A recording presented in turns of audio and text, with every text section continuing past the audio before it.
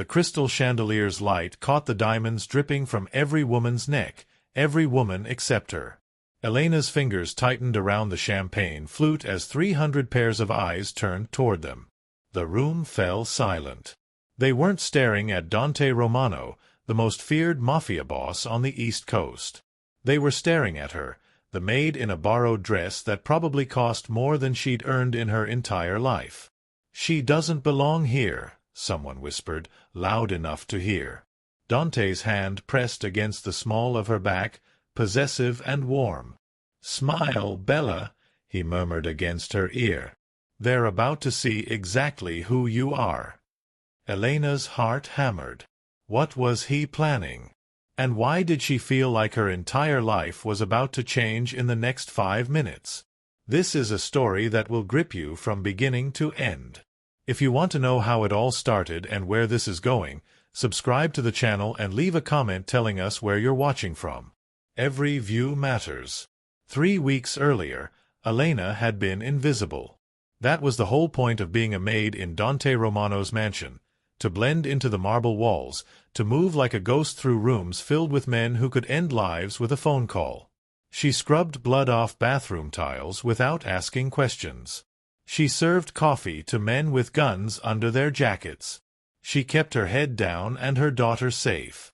Sophia was 4 years old and hidden in a tiny apartment across the city. No one at the Romano estate knew Elena had a child. No one could know. Children were leverage in this world, and Elena had learned that lesson the hard way. "Miss Martinez." The voice made her freeze mid-scrub. She'd been on her knees cleaning the study's hardwood floor, invisible as always. But Dante Romano stood in the doorway, filling it completely. 6'3" of controlled violence in a 3-piece suit that probably cost more than her car. She'd worked in his house for 6 months and he'd never spoken directly to her. Not once. "Yes, sir." Elena kept her eyes down, heart racing. "Look at me." It wasn't a request. Elena raised her gaze slowly, expecting to see the cold indifference she'd witnessed 100 times.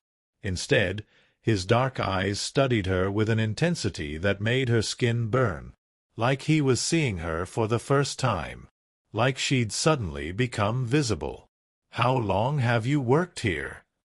His accent was faint but unmistakable, Italian roots buried under years in New York. 6 months, sir. And in 6 months, no one's told me you speak 4 languages. Elena's blood went cold. How did he know that? She'd been so careful, so quiet. She opened her mouth, but nothing came out. Dante stepped into the room, and she fought every instinct to back away. He moved like a predator, deliberate, controlled, terrifying in his certainty. "My head of security was reviewing surveillance footage," he continued, circling her slowly. "You answered a phone call in French yesterday. Last week, you helped one of my associates in Mandarin. This morning, you switched to Portuguese without hesitation when the gardener needed directions." Shit. Elena had been so focused on staying invisible, she hadn't considered the cameras. "I can explain. I'm hosting a dinner tomorrow night," Dante interrupted. 8 international associates. I need someone who can make them comfortable in their native languages. You'll serve as my interpreter. Elena's mind raced. This was dangerous. Being noticed was dangerous. "Sir, I'm just a maid. I'm not qualified." "You're the most qualified person in this house." He stopped directly in front of her, so close she could smell his cologne, expensive, with notes of cedar and something darker. "Unless you'd prefer I hire someone else and you can go back to being invisible?" The unspoken threat hung in the air. If she refused, he'd ask questions. He'd dig into her background. He'd find Sophia. "I'll do it," Elena heard herself say. Something flickered in Dante's eyes. Satisfaction? Curiosity? It disappeared before she could identify it. "Good. Marco will bring you appropriate attire. Tomorrow, 7 p.m. Don't be late. He turned to leave, then paused at the doorway. And Elena? He didn't look back. Stop trying so hard to disappear. I see you now. The door closed, leaving her kneeling on the floor with her heart trying to escape her chest. What had she just agreed to? And why did his last words feel less like a threat and more like a promise? The black dress Marco delivered could have fed Sofia for 3 months. Elena stared at it hanging in the servants' quarters, silk so fine it moved like water. There were shoes too, Louboutins with red soles that matched the lipstick included in a makeup bag she'd never asked for. This wasn't interpreter attire. This was a costume for someone who belonged in Dante Romano's world. She didn't. But at 6:45 p.m., Elena found herself standing in front of a mirror, barely recognizing the woman staring back. The dress hugged curves she usually hid under baggy uniforms. Her dark hair, normally tied back, fell in waves around her shoulders. She looked like someone who could stand next to a Mafia boss without everyone immediately knowing she earned minimum wage. She looked like a lie. Wow. Marco, Dante's head of security, stood in the doorway with undisguised surprise. Boss is gonna lose his mind. Elena's stomach twisted. It's too much. I should change. It's perfect. Come on, they're arriving. The dining room had been transformed into something from a movie. Crystal, gold, candlelight reflecting off surfaces that probably cost more than most houses. 8 men in expensive suits already sat at the table, speaking in a mixture of languages. And at the head, Dante Romano commanded the space like a king holding court. His eyes found her immediately. Everything in the room seemed to stop. The conversation, the movement, even the air itself. Dante's gaze traveled from her face down the length of the dress and back up, slow and deliberate. When his eyes met hers again, something dark and possessive burned in them. "Gentlemen," he said, never looking away from Elena, "this is Miss Martinez. She'll be facilitating our conversation tonight." For the next 2 hours, Elena moved between languages like breathing. French to discuss shipping routes. Mandarin for manufacturing details. Russian for territory negotiations. Portuguese for financial transfers. She stood behind Dante's chair, leaning close to whisper translations, acutely aware of his presence, the heat radiating from his body, the way he angled slightly toward her whenever she spoke. "Tell Dmitri his terms are acceptable," Dante murmured during a pause in conversation, "but I want an additional 10%. Elena translated smoothly, watching Dmitri's face carefully. The Russian's eyes narrowed, but he nodded. "He agrees," she whispered back, "but he says you drive a hard bargain. He's impressed. He's not the only one." Dante's voice was low enough that only she could hear. "You're extraordinary, Elena. Why the hell were you scrubbing my floors?" "Because I had no choice. Because I have a 4-year-old daughter who needs to eat. Because your world chews up people like me and spits them out." She said none of that. "I needed the work. You're overqualified for cleaning." "I'm a single mother without a degree, sir. I take what I can get." She felt him tense beneath her hand. She'd placed it on his shoulder without thinking while leaning in to translate. She started to pull away, but his hand covered hers, keeping it there. The gesture was subtle enough that no one else noticed, but it sent electricity racing up her arm. "After tonight," he said quietly, "you're no longer a maid. You're my personal interpreter.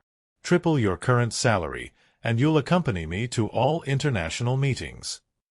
Elena's breath caught. Triple salary meant Sofia could have everything she needed. But it also meant proximity to Dante, to his world, to danger. "I don't think.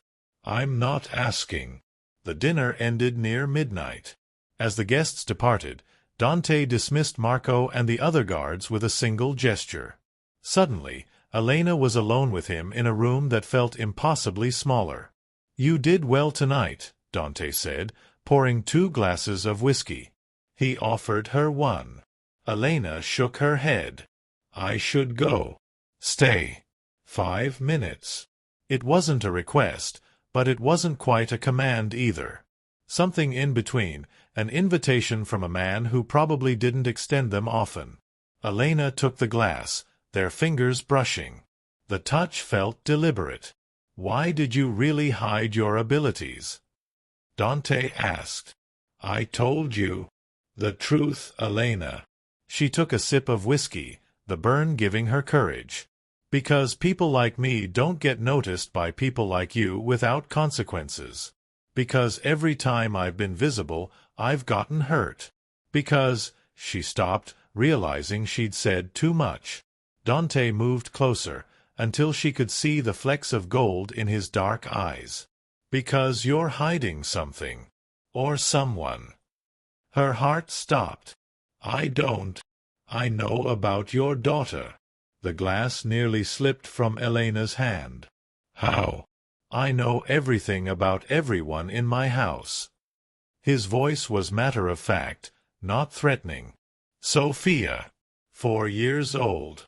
You visit her every Sunday on your day off. She's hidden in an apartment in Queens that you pay for with cash. Elena's world tilted. If he knew about Sophia, if anyone knew, please, she whispered, please don't. Breathe. Dante's hand cupped her face, forcing her to look at him. I'm not going to hurt her. I'm not going to use her as leverage. But I need you to understand something. He was so close now that Elena could feel his breath. You and your daughter are under my protection now.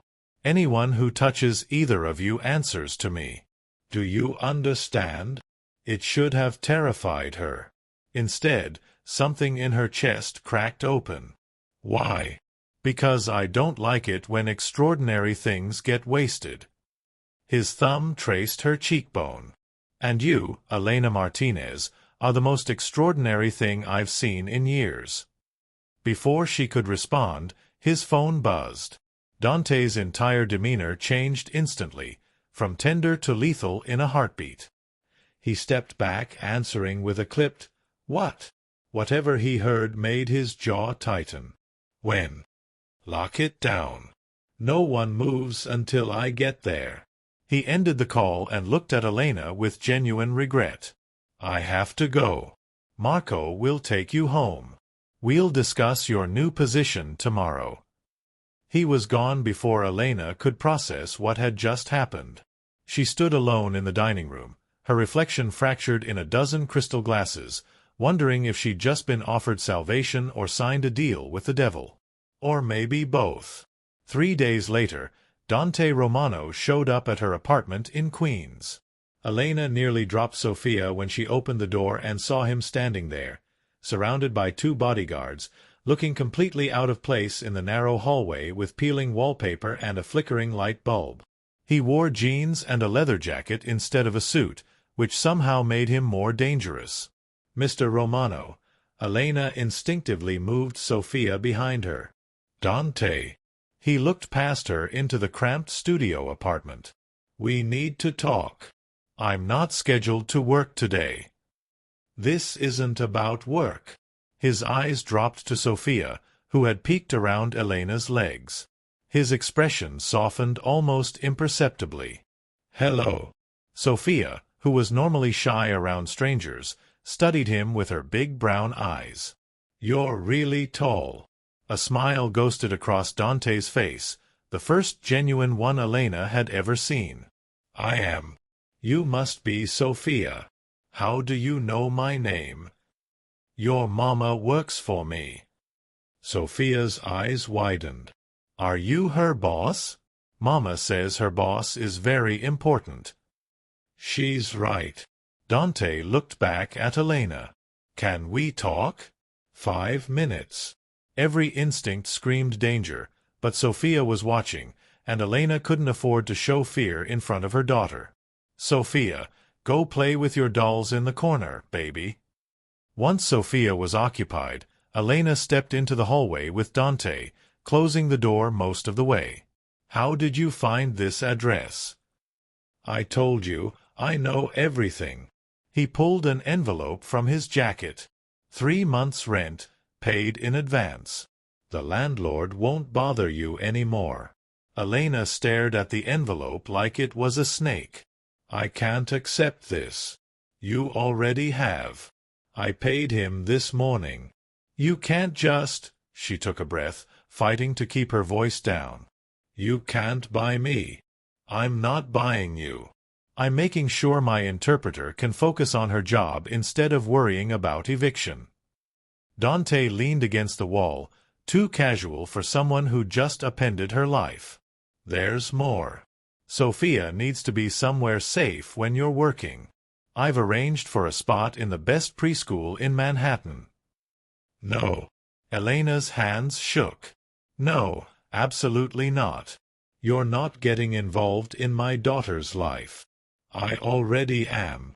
His voice was gentle but firm. The moment I made you visible, I made her visible too. Do you understand what that means? My enemies will look for weaknesses. Your daughter is a weakness. Elena felt sick. Then I quit. I'll go back to being invisible. It's too late for that. Dante straightened, suddenly very close. You have 2 options. Let me protect both of you properly, or watch me assign guards to shadow you anyway. At least my way, Sophia gets an education out of it. You're manipulating me. I'm keeping you alive. Something flickered in his eyes. Frustration? Concern? Why is it so hard for you to accept help? Because help from men like you always has a price. The words burst out before Elena could stop them. I know how this works. You pay for things, you do favors, and then one day you own me.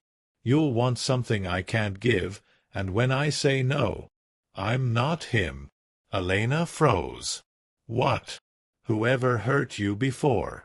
Whoever made you think protection equals ownership?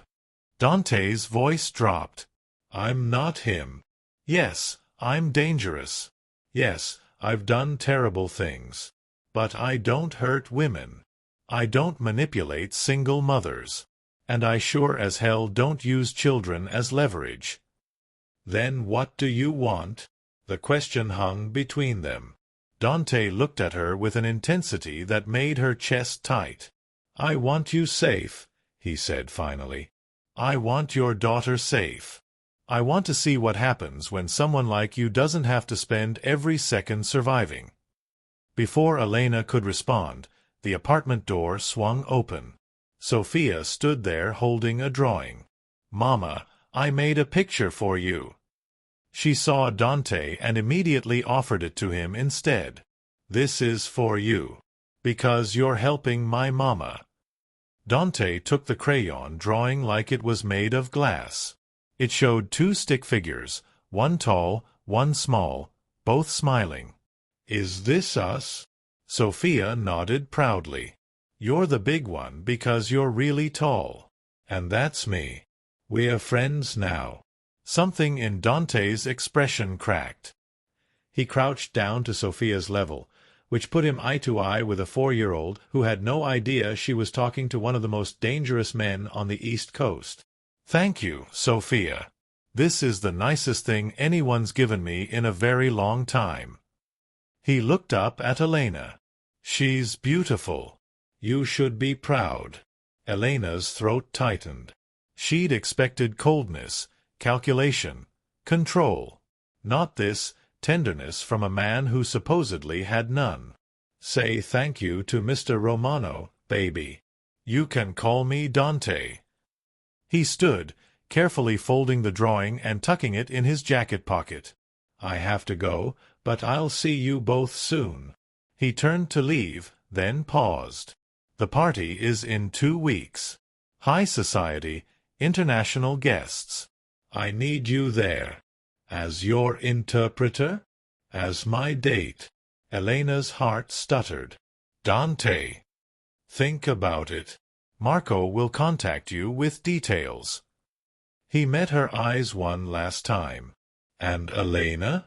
The offer stands. Protection, education, safety, no strings attached. You just have to trust me. Then he was gone, leaving Elena standing in a hallway that suddenly felt different. Smaller. Like her world had just expanded beyond the cramped studio apartment and minimum wage jobs. Like possibility had walked through the door wearing a leather jacket. Mama? Sophia tugged her hand. Is Dante your boyfriend? No, baby. He's just my boss. But as Elena closed the door and saw the envelope lying on the counter, 3 months' rent, paid in full, she wondered if she was lying to her daughter or herself. The high society party was everything Elena had feared. The venue was a historic mansion on Long Island's Gold Coast, where old money met new power, and everyone wore their wealth like armor.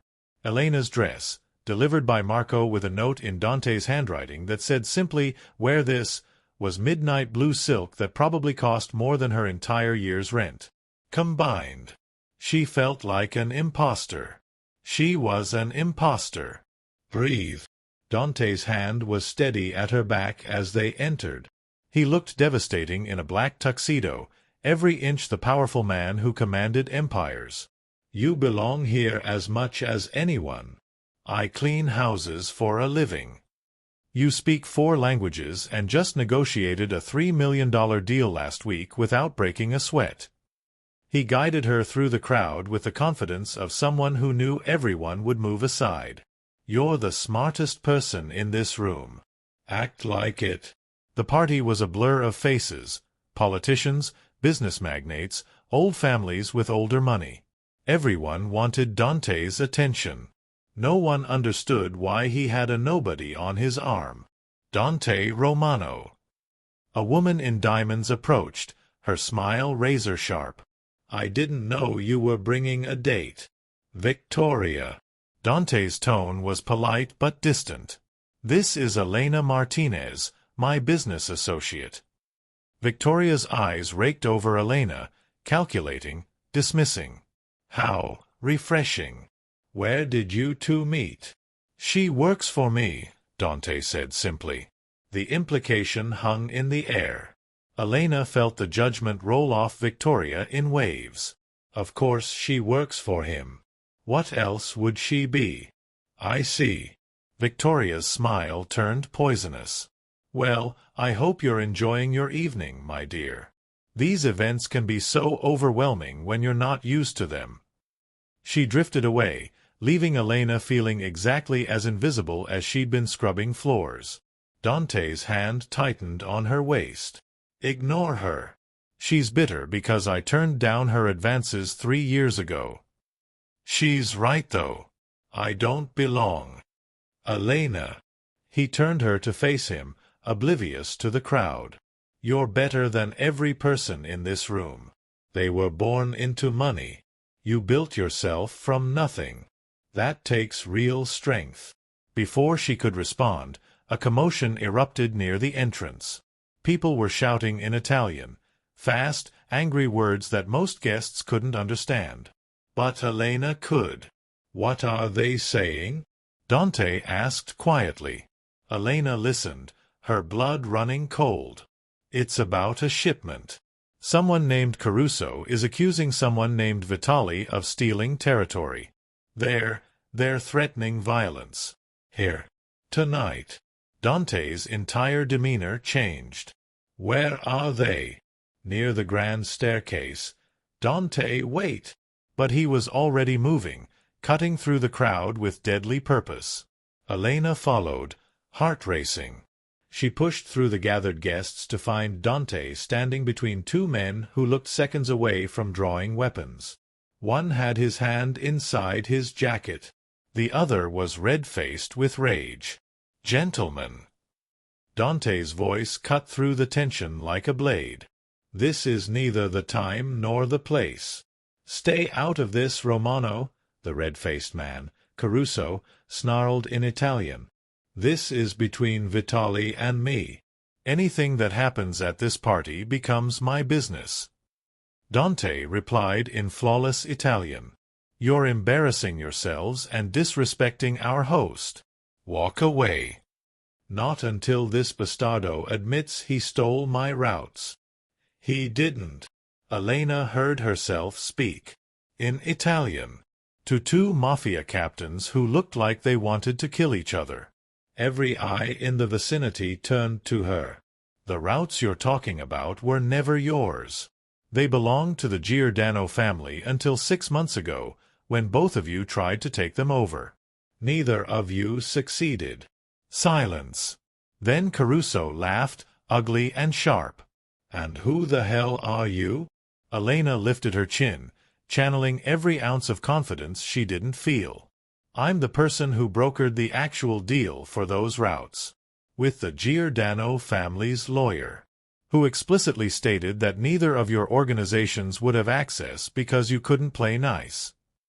She was making it up, at least partly, but she'd learned enough in the past month working with Dante to sound convincing. And more importantly, both men looked uncertain now. Is this true, Romano? Vitali asked. Dante's eyes were on Elena, something like pride burning in them. Miss Martinez handles my international negotiations. If she says that's what happened, then that's what happened. He turned to both men with lethal calm. So here's what's going to happen. You're both going to shake hands. You're both going to walk away. And on Monday, you'll each receive a proposal from me regarding new routes that don't overlap. If you can't agree to that, then you can try explaining to everyone here why you disrupted Senator Morrison's birthday party with your petty territory dispute. Senator Morrison. Jesus! Elena hadn't realized whose party they were at.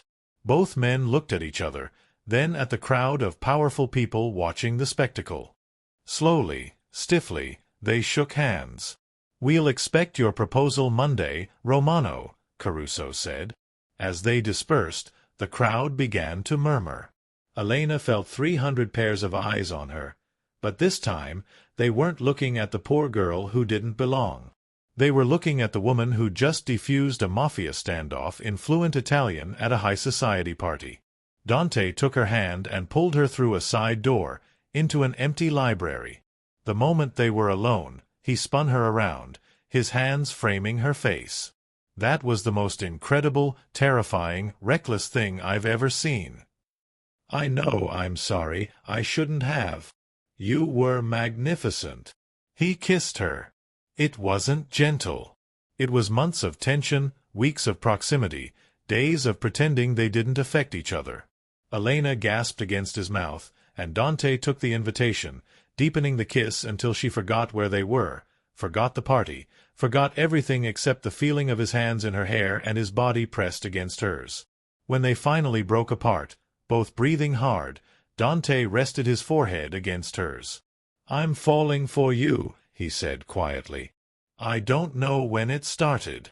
Maybe the moment I saw you on your knees scrubbing my floor and realized you were doing it to feed your daughter. Maybe when you translated your first negotiation without flinching. Maybe when Sophia gave me that drawing. He pulled back to look at her. But I'm done pretending I only want you as an interpreter.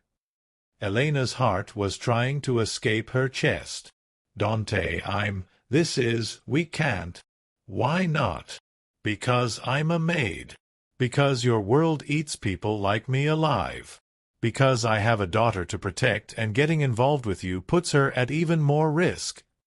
Or it gives her the safest life she could possibly have. Dante's thumb traced her bottom lip. I meant what I said.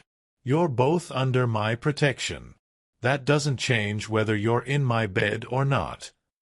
But everything else changes. Yes. He didn't deny it. Everything changes. You'll be visible. You'll be a target. People will use you to get to me, and me to get to you. It's dangerous and complicated and probably the worst idea either of us could have. Then why? Because I've spent 15 years in this life not feeling anything. And then you showed up, and suddenly I feel everything. His voice was raw. I want you, Elena. Not as an employee. Not as a tool. As mine. The word sent electricity down her spine. I don't know if I can do this. Then let me show you. Dante kissed her again, softer this time. Starting with getting you through the rest of this party without letting anyone see how badly I want to take you home right now. He stepped back, smoothing his tuxedo. His eyes were still dark with desire, but his control had snapped back into place. Ready to show them exactly who you are? Elena took a shaky breath. Who am I? The woman who just put 2 Mafia captains in their place. Dante offered his arm. The woman who speaks 4 languages and doesn't take shit from anyone. The woman who drives me absolutely insane. Against all logic, Elena smiled. That woman sounds terrifying. She is. Dante's smile was pure sin. It's my new favorite thing about her. They returned to the party, but something had shifted. People looked at Elena differently now, with respect, with curiosity, with recognition. She was visible. Completely, undeniably visible. And for the first time in her life, that didn't feel like a death sentence. It felt like power. But as they danced later that evening, Elena caught sight of a man in the shadows watching them with cold calculation. He locked eyes with her for just a moment before disappearing into the crowd. A chill ran down her spine. Dante felt her tense. What's wrong? Someone was watching us. His hand tightened on her waist. Description: 40s, scar on his left cheek, dark suit. Dante's expression went black. Fuck. What? Who is he? Antonio Caruso's enforcer. He was already moving them toward the exit, his phone out. Mako, we're leaving. The back entrance. Dante, what's happening? He didn't answer until they were in the SUV, surrounded by guards, speeding away from the mansion. Only then did he look at her with genuine fear in his eyes, and she realized with sick certainty that Dante Romano wasn't afraid for himself. He was afraid for her. You standing up to Caruso tonight? That made you visible to the wrong people. His jaw was tight. And now they're going to try to use you against me. Elena felt the world tilt. Sophia is already being moved to a safe house with my best security team. She's fine. But you, he pulled her against him. You need to stay with me until this is resolved. For how long? Dante looked at her with dark eyes. However long it takes. The safe house was a penthouse overlooking Central Park, because apparently, even in hiding, Dante Romano did nothing halfway. Sophia was already there when they arrived, playing with a set of toys that Elena definitely hadn't bought. She ran to her mother the moment the door opened. Mama, this place is so big. And Mr. Marco says I can have ice cream for breakfast. Elena shot Marco a look. The head of security shrugged, unrepentant. What? She's 4. Sophia, baby, we need to talk. Elena knelt down to her daughter's level, trying to figure out how to explain why they'd been uprooted in the middle of the night without terrifying a 4-year-old. We're going to stay here for a little while. It's like a vacation. With Dante. Sophia's eyes lit up. Yes. With Dante. Okay. Sophia hugged her, then ran back to her toys, apparently unconcerned with the dramatic shift in their lives. If only Elena could be that adaptable. The next 3 days were surreal. Dante worked from the penthouse, turning the dining room into a command center while Elena tried to maintain some semblance of normalcy for Sophia. But normalcy was impossible when armed guards stood outside every door, when Dante took phone calls in rapid Italian about handling the Caruso situation, when Elena woke up every morning not in her cramped Queen's apartment but in a guest room that cost more than most houses. On the 4th night, Sophia had a nightmare. Elena was there in seconds, but Sophia was calling for Dante. Before Elena could process that, he appeared in the doorway in sleep pants and nothing else, looking more dangerous half asleep than most men did fully awake. "What's wrong?" His voice was rough. "Bad dream," Elena murmured, rubbing Sophia's back. "You don't have to." But Dante was already sitting on the edge of the bed. "Hey, Piccola. What scared you?" Sophia sniffled.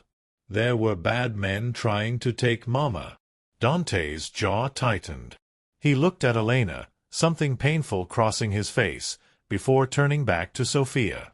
"Listen to me very carefully. No one is going to take your Mama. Do you know why?" Sophia shook her head. "Because I won't let them." Dante's voice was absolutely certain. "And I'm very good at keeping people safe. It's kind of my job." "Promise." "I promise." He held out his pinky finger. "Pinky promise." "Which is the most serious promise you can make." Sophia linked her tiny finger with his, then threw her arms around his neck. Dante froze for a moment, clearly not used to being hugged by anyone, let alone a 4-year-old. Then slowly, carefully, he hugged her back. When Sophia finally fell back asleep, Elena walked Dante to the door. They stood in the hallway, inches apart in the darkness. "You're good with her," Elena whispered. "I have no idea what I'm doing." "You're doing fine." She reached up, touching his face without thinking. "Thank you. For everything." Dante caught her hand, pressing a kiss to her palm. "Elena. I know this is complicated. I know there are 1,000 reasons we shouldn't." She took a breath. "But I'm tired of pretending I don't feel this. Whatever this is." "Are you sure?" His eyes searched hers. "Because once I have you, I won't let go. That's who I am." "I know." Elena pulled him down to her. "I'm counting on it." This kiss was different from the one at the party. Slower, deeper, full of everything they'd been holding back. Dante backed her against the wall, his body pressed to hers, and Elena felt herself unraveling. "Your room or mine?" he murmured against her mouth. "Yours." "Sophia is down the hall with Mako outside her door." Dante lifted her easily, her legs wrapping around his waist. "She's safe. Now let me take care of you." He carried her to his room, kicking the door closed behind them. And for the first time in years, Elena let herself feel safe enough to fall. Later, much later, Elena lay in Dante's arms watching the city lights paint patterns on the ceiling. His fingers traced lazy circles on her bare shoulder. "I got a call tonight," he said quietly. "From Caruso." Elena tensed. What did he want? "A meeting. Neutral ground. He says he'll back off if I agree to his terms." "Which are?" "You." Elena's blood went cold. "What?" Dante pulled her closer, his voice hard. "He wants me to end our association. Publicly. He thinks if he removes you, he removes my ability to negotiate with the Italian families directly." "Then do it." The words hurt coming out. "If it keeps Sophia safe." "No." Dante turned her to face him, his eyes fierce. "I told him to go to hell. I told him you're under my protection and that's non-negotiable. And then I told him that if anyone even looks at you wrong, I'll burn his entire organization to the ground." "Dante, that's going to start a war." "Then there's a war." He cupped her face. "I fought wars over territory, over money, over pride. But I've never had something worth fighting for. Not like this." "I'm not worth." "You're worth everything." He kissed her forehead, her cheeks, her mouth. "You and Sophia. You're my line in the sand. And Caruso is about to learn what happens when someone crosses it." Elena wanted to argue, to tell him it was too dangerous, to insist she wasn't worth the risk. But looking into his eyes, she saw something she'd never seen before. Someone who valued her not despite her circumstances, but because of everything she'd overcome. Someone who saw her daughter not as a liability, but as part of what made Elena extraordinary. "When?" she whispered. "Tomorrow. He's coming to one of my warehouses at noon." Dante's thumb traced her jaw. "I need you to stay here with Sophia. Marco and half my security team will be with you." "And if something happens to you?" "It won't, Dante." "It won't," he repeated more firmly, "because I have something to come back to now. That changes everything." The next morning, Elena woke to an empty bed and the sound of Sophia's laughter from the kitchen. She found her daughter sitting at the counter eating pancakes while Dante, fully dressed in a black suit that meant business, flipped another one on the griddle. "Dante makes the best pancakes, Mama," Sophia announced, syrup on her face. Elena's heart clenched at the domestic scene, so normal, so impossible. "You didn't have to. I wanted to." He plated the pancake and slid it toward Elena. "Eat. You'll need your strength today. For sitting here worrying? For trusting me." He came around the counter, kissing her forehead. "I'll be back in 3 hours. Marco has instructions. If anything goes wrong, which it won't, he gets you both to the secondary location." "Where you'll find us how?" Dante smiled slightly. "Bella, I always know where you are. It's kind of my thing." He kissed Sophia's head, then pulled Elena close for a longer, deeper kiss that made Sophia giggle and say, "You, grown-ups." 3 hours, Dante murmured against Elena's mouth. "Then we start planning our actual future instead of just surviving." Then he was gone, and Elena was left with a mouthful of pancakes that tasted like ash and 3 hours stretching ahead like eternity. 2 hours and 47 minutes later, Marco's phone rang.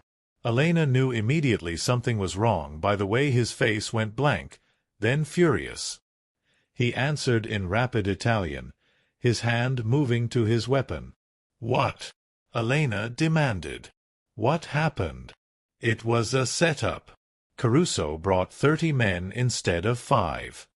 Marco was already moving, gesturing to the other guards. "Boss is pinned down. We need to." "Where?" "Elena, I can't tell you." "Where, Marco?" He looked at her, at Sophia coloring obliviously at the table, and something in his expression cracked. "Red Hook. Warehouse 7. But you're not. Sophia." Elena was already grabbing her daughter, her purse, her phone. "We're going for a car ride with Mr. Marco. Is Dante okay?" Sophia's voice was small, scared. She'd picked up on the tension. Elena forced a smile. "He's fine, baby. We're just going to meet him." In the SUV, Marco drove like he was being chased by the devil himself. Elena held Sophia close, her mind racing. She couldn't lose Dante. Not now. Not when she'd just found someone who made her feel like she was worth fighting for. "Call Victor Giordano," Elena said suddenly. Marco's eyes shot to her in the rearview mirror. "What?" "The Giordano family. I brokered that route deal for Dante last month, remember? Victor Giordano owes him a favor. Call him. Tell him Caruso is breaking protocol by ambushing a meeting on neutral ground. Tell him if he wants to maintain his reputation for honor, he needs to send men to Red Hook. Now, that's actually brilliant. I know. Do it."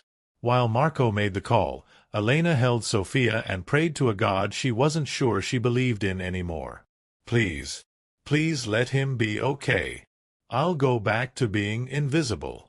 I'll disappear. Just let him be okay." They were 5 minutes from the warehouse when Marco's phone rang again. He answered, listened, and his shoulders dropped with relief. Giordano came through. Brought 40 men. Caruso backed down the second he realized he was outnumbered and outmaneuvered. Marco looked at Elena with genuine respect. Boss is fine. Pissed, but fine.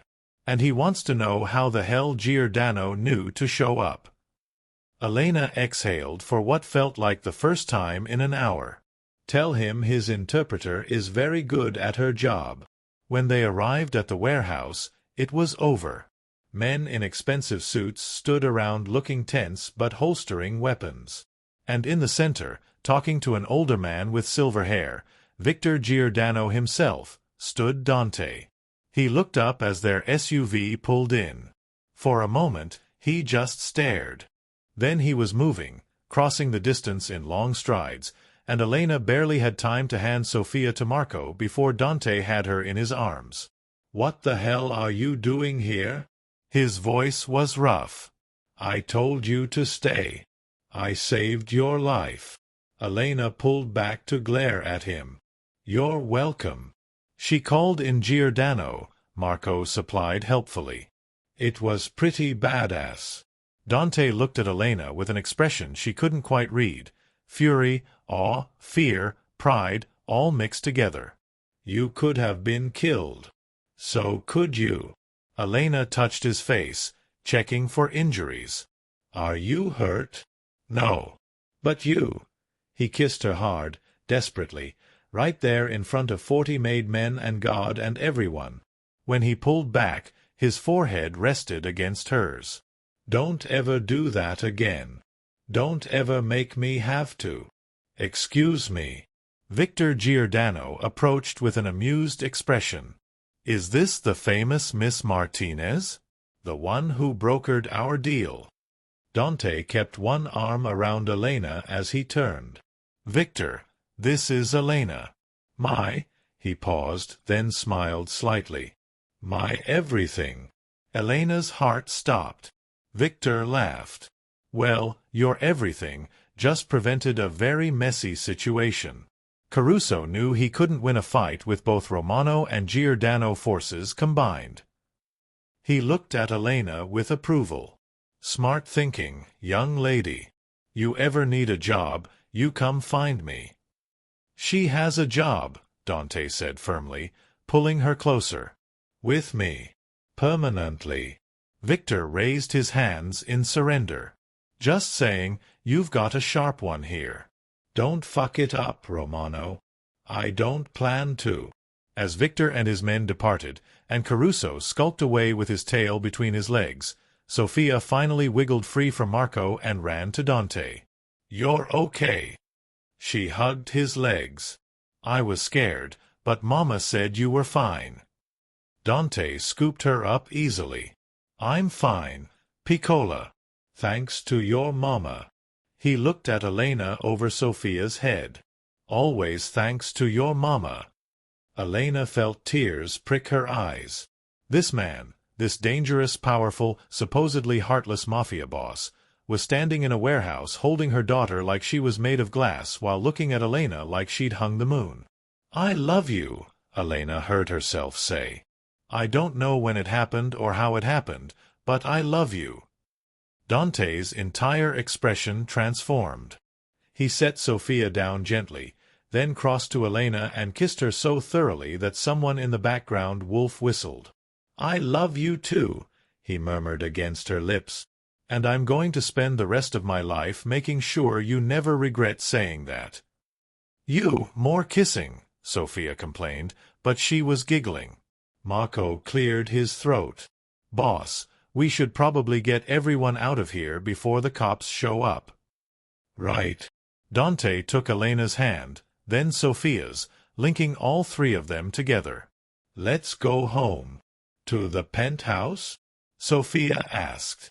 "To wherever the three of us are together," Dante said. "That's home now." 6 months later, Elena stood in the same ballroom where she'd first attended a high society party as Dante's date. But everything was different now.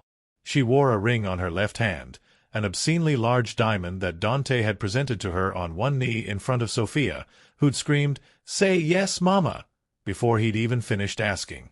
She had a new title, Mrs. Romano, and a new address in a Manhattan townhouse that had a room specifically designed for Sophia's art projects. But more than any of that, she had something she'd never thought possible.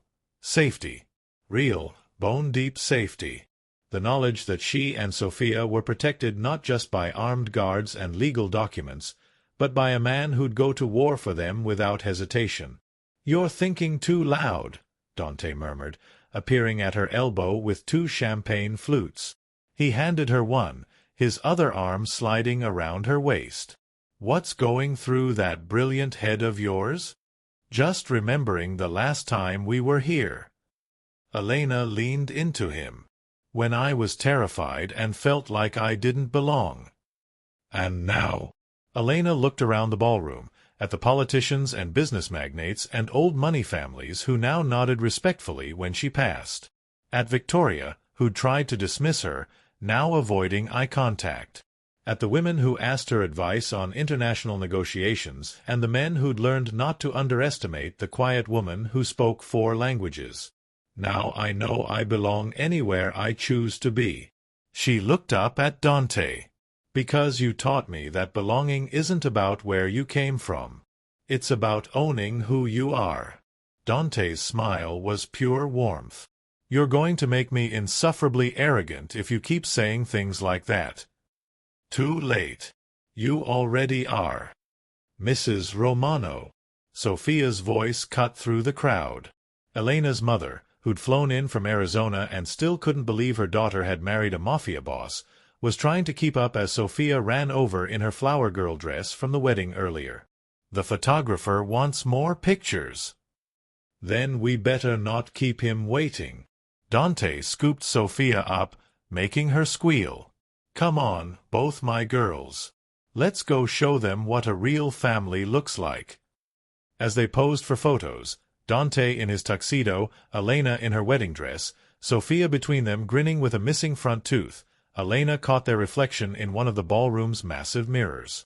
She barely recognized the woman staring back.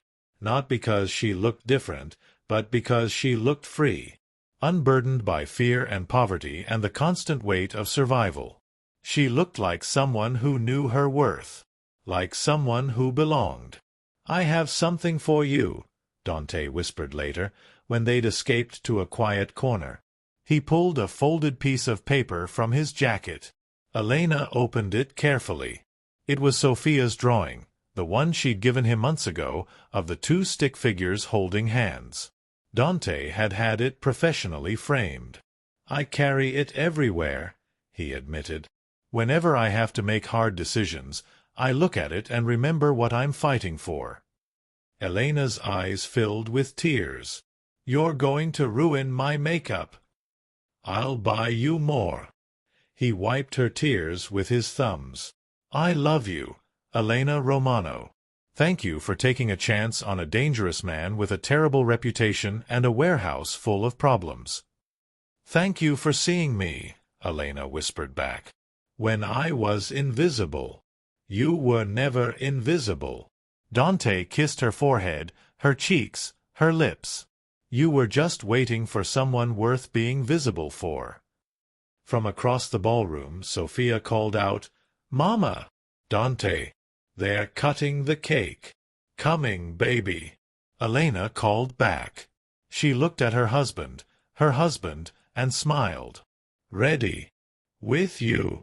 Dante took her hand. "Always." They walked back into the party together, and Elena realized this was her life now. Not perfect, they still had Dante's world to navigate, still had dangers lurking in shadows, still had challenges ahead. But they had each other. They had Sophia. They had something worth fighting for. And sometimes that was more than enough. Sometimes it was everything. And that's where our story ends. If you connected with this journey, leave a like and share it with someone you think will love it too. More stories are coming soon. See you in the next one.